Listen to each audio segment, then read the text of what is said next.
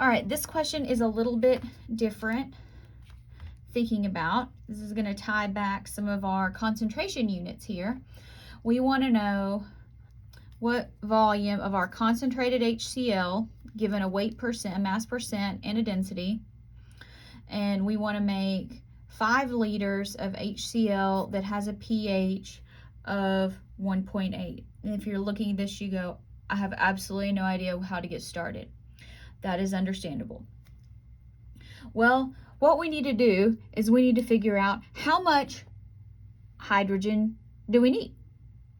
Well, we know that if we have a pH of 1.8, that our concentration of H plus represents 10 to the negative 1.8. Okay? So let's start there. 10 to the negative 1.8. So that gives me 0.0158 molar. Or so why don't we put moles of HCl per liter? Because that's what molar means, remember? Molarity equals moles per liter. But I don't want 1 liter, I want 5 liters. So let's multiply by 5. So I need a total of 0.0792 moles of HCl, because this is a strong acid, so concentration of H is going to equal your concentration of your acid. So you say, what in the world do I do here? Okay. So now let's take 0.0792 moles of HCl. Now let's get our molar mass.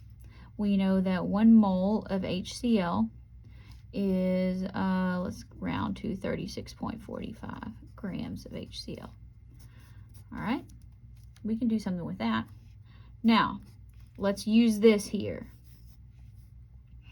Our mass percent means 38 grams of HCl per 100 grams of your concentrated solution.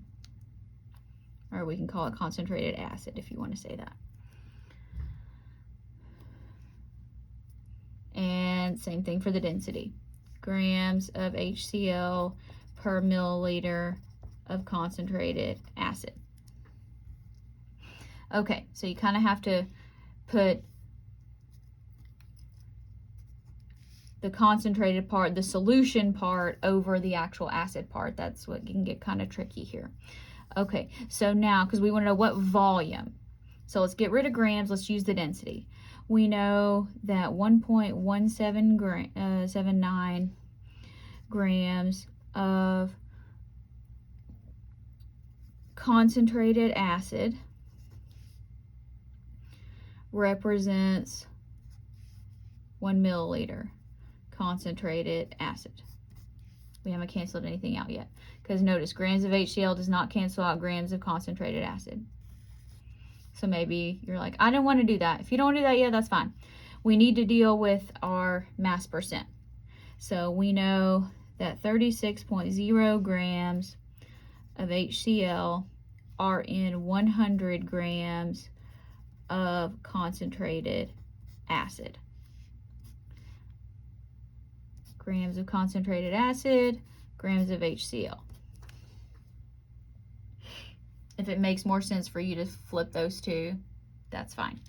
Either way, we're going to get, so see, we used our pH to figure out how many moles of HCl, and then we used our concentration data to figure this out. So this is something that's very important if you're going to be working in the lab, being able to accurately calculate amounts of acids or bases needed, because when you order these don't come solid, they come in a concentrated form, so you have to dilute them.